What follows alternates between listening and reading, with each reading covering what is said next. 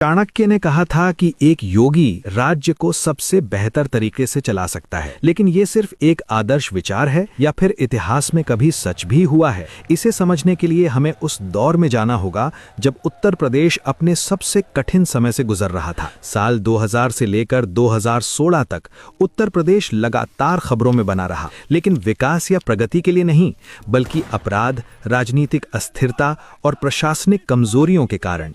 उस समय की रिपोर्ट और मीडिया कवरेज में बार बार ऐसी घटनाएं सामने आती थीं जिनमें दिन दहाड़े अपराध, अदालत परिसरों में हिंसा और महिलाओं की सुरक्षा को लेकर गंभीर चिंताएं शामिल थीं। हालांकि ये भी सच है कि इतने बड़े और घनी आबादी वाले राज्य में चुनौतियां स्वाभाविक रूप से जटिल होती हैं, लेकिन इन घटनाओं की आवृत्ति ने एक अलग ही तस्वीर पेश करनी शुरू कर दी थी। समस्या सिर्फ कानून व्यवस्था तक सीमित नहीं थी, बल्कि प्रशासनिक ढांचे पर भी सवाल उठने लगे थे। कई मामलों में अधिकारियों और पुलिस पर भ्रष्टाचार के आरोप सामने आए। एक घटना में एक विधायक ने सार्वजनिक रूप से कहा कि उनसे भी रिश्वत मांगी जा रही है। वहीं कुछ रिपोर्ट्स में यह भी सामने आया कि एक पुलिस स्टेशन के अंदर ही पुलिसकर्मी विरोध कर रहे थे और उनकी शिकायत भी व्यवस्था के अंदर चल रहे भ्रष्टाचार से जुड़ी थी। इन घटनाओं की हर स्तर पर स्वतंत्र पुष्टि भले ही न हो पाई हो, लेकिन इस तरह की खबरों ने आम लोगों के बीच सिस्टम की विश्वसनीयता को कमजोर जरूर किया। राजनीतिक स्तर पर भी स्थिति स्थिर नहीं थी। अलग अलग समय पर सत्ता मायावती, मुलायम सिंह यादव और अखिलेश यादव के बीच बदलती रही। हर बार जनता ने बदलाव की उम्मीद के साथ नए नेतृत्व को चुना, लेकिन समय के साथ विपक्ष और विश्लेषकों द्वारा नीतियों और फैसलों पर सवाल उठते रहे। कुछ बड़े फैसले जैसे स्मारकों और पार्कों का निर्माण भी बहस का विषय बने और इससे ये धारणा मजबूत हुई कि सत्ता बदलने के बावजूद सिस्टम में अपेक्षित सुधार नहीं हो पा रहा है। इसी दौरान अपराध और राजनीति के जटिल संबंधों को लेकर भी कई चर्चाएं सामने आईं, जिनमें विकास दुबे का नाम प्रमुख रूप से लिया जाता है। उन पर कई आपराधिक मामले दर्ज थे और उनका मामला लंबे समय तक कानून व्यवस्था की स्थिति पर सवाल उठाने का एक उदाहरण बना रहा। ये केवल एक व्यक्ति की कहानी नहीं थी, बल्कि उस व्यापक चुनौती का संकेत था जिससे राज्य जूझ रहा था। इन सभी परिस्थितियों के बीच आम नागरिक के मन में असुरक्षा की भावना बढ़ने लगी थी। लोगों के लिए यह सवाल महत्वपूर्ण हो गया था कि क्या राज्य में स्थिरता और सुरक्षा सुनिश्चित की जा सकती है। विशेषज्ञों के अनुसार उस समय उत्तर प्रदेश कई संरचनात्मक समस्याओं से जूझ रहा था, जिनमें बढ़ती जनसंख्या, संसाधनों का असंतुलन और संस्थागत कमजोरियां शामिल थीं। और जब किसी व्यवस्था में समस्याएं लगातार बढ़ती जाती हैं, तो एक समय ऐसा आता है जब बदलाव की मांग अपने आप पैदा होने लगती है। साल 2017 में उत्तर प्रदेश ने एक नया नेतृत्व चुना, एक ऐसा चेहरा जो पारंपरिक राजनीति से अलग माना जाता था, योगी आदित्यनाथ।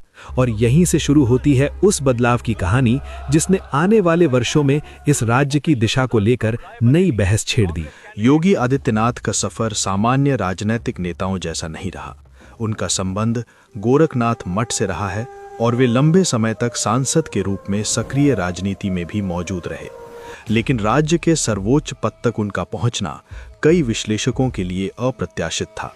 यही कारण था कि उनके मुख्यमंत्री बनने के बाद सबसे बड़ा सवाल ये था कि क्या उनका प्रशासनिक दृष्टिकोण पारंपरिक राजनीतिक मॉडल से अलग होगा। मुख्यमंत्री बनने के तुरंत बाद लिए गए कुछ फैसलों ने इस सवाल को और भी दिलचस्प बना दिया। रिपोर्ट्स के अनुसार जब उनके लिए नई लग्जरी गाड़ियों का प्रस्ताव रखा गया तो उन्होंने उसे अस्वीकार कर दिया और पहले से उपलब्ध संसाधनों का उपयोग करने पर जोर दिया। इसी तरह कैबिनेट स्तर पर भी खर्चों को लेकर सख्ती दिखाई गई। इन फैसलों को उनके समर्थकों ने एक स्पष्ट संदेश के रूप में देखा कि सरकार अनावश्यक खर्चों को कम करने की दिशा में काम करना चाहती है। शुरुआती दिनों में प्रशासनिक स्तर पर भी कुछ बदलाव देखने को मिले। अधिकारियों की कार्यशैली पर निगरानी बढ़ाई गई और कानून व्यवस्था को प्राथमिकता देने की बात कही गई। इसी दौरान कुछ नई पहलें भी शुरू की गई, जैसे सार्वजनिक स्थानों पर सुरक्षा को लेकर विशेष अभियान और पुलिस की सक्रियता बढ़ाने के प्रयास। इन कदमों को लेकर अलग अलग प्रतिक्रियाएं सामने आईं। जहां एक तरफ समर्थकों ने इसे सख्त प्रशासन की शुरुआत बताया, वहीं आलोचकों ने इन तरीकों पर सवाल भी उठाए। इसी समय एक और शब्द तेजी से चर्चा में आने लगा और वो था जीरो टॉलरेंस। सरकार की ओर से यह संकेत दिया गया कि अपराध और अव्यवस्था के प्रति सख्ती बढ़ती जाएगी। कुछ मामलों में तेज कार्रवाई और पुलिस की बढ़ती सक्रियता को इस नीति का हिस्सा माना गया। हालांकि इन कार्रवाइयों को लेकर बहस भी शुरू हुई, जिसमें कानून के दायरे और प्रक्रियाओं को लेकर सवाल उठाए गए। मीडिया और सार्वजनिक चर्चा में योगी आदित्यनाथ की छवि तेजी से बदलने लगी। एक तरफ उन्हें सख्त और निर्णायक नेता के रूप में प्रस्तुत किया गया, वहीं दूसरी ओर उनके काम करने के तरीकों को लेकर आलोचनाएं भी जारी रहीं। यही वो समय था जब उत्तर प्रदेश की राजनीति और प्रशासन दोनों एक नए प्रयोग से गुजरते हुए दिखाई दिए। इसी संदर्भ में विकास दुबे का मामला एक बार फिर सुर्खियों में आया। ये केस लंबे समय से कानून व्यवस्था और अपराध के रिश्ते पर सवाल उठाता रहा था। बाद में हुई घटनाओं ने इसे राष्ट्रीय स्तर पर चर्चा का विषय बना दिया।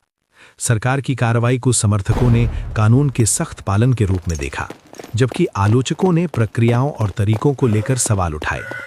यही वो बिंदु था जहां से इस मॉडल को लेकर राय दो हिस्सों में बंटती हुई दिखाई दी। इसी दौरान एक और शब्द तेजी से चर्चा में आया, जिसे आम भाषा में बुलडोजर मॉडल कहा जाने लगा। अवैध निर्माणों और अपराध से जुड़े लोगों की संपत्तियों पर कार्रवाई को सरकार की सख्ती के प्रतीक के रूप में प्रस्तुत किया गया। समर्थकों का मानना था कि इससे कानून का डर स्थापित हुआ और अपराध पर नियंत्रण में मदद मिली। वहीं आलोचकों ने इसे कानूनी प्रक्रिया और अधिकारों के संदर्भ में चुनौतीपूर्ण बताया। अगर व्यापक तस्वीर देखी जाए तो इस दौरान राज्य में निवेश, इंफ्रास्ट्रक्चर और प्रशासनिक सुधारों को लेकर भी कई दावे किए गए।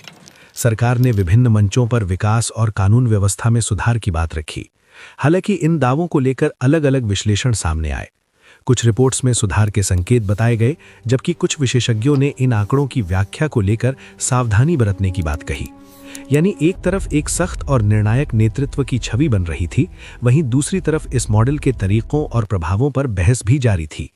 यही वजह है कि उत्तर प्रदेश का ये दौर सिर्फ प्रशासनिक बदलाव की कहानी नहीं, बल्कि एक बड़े वैचारिक टकराव का उदाहरण भी बन गया, जहां सवाल सिर्फ ये नहीं था कि क्या बदला, बल्कि ये भी था कि बदलाव का तरीका कितना सही या टिकाऊ है। समय के साथ ये चर्चा राज्य की सीमाओं से बाहर निकलकर राष्ट्रीय स्तर तक पहुंच गई और इसी के साथ एक नया सवाल उभारने लगा कि क्या ये मॉडल भविष्य की राजनीति को प्रभावित कर सकता है और क्या योगी आदित्यनाथ की भूमिका आने वाले समय में और बड़ी हो सकती है। लेकिन इन सभी सवालों के बीच सबसे महत्वपूर्ण बात यह है कि किसी भी बदलाव को समझने के लिए सिर्फ दावों या आलोचनाओं को नहीं, बल्कि पूरे संदर्भ को देखना जरूरी होता है। उत्तर प्रदेश की ये कहानी भी उसी संदर्भ का हिस्सा है, जहां एक तरफ व्यवस्था को बदलने की कोशिश दिखाई देती है और दूसरी तरफ उस बदलाव के तरीकों पर लगातार सवाल उठते रहते हैं। कि इस दौर ने उत्तर प्रदेश की राजनीति और प्रशासन दोनों को एक नई दिशा में सोचने के लिए मजबूर कर दिया है।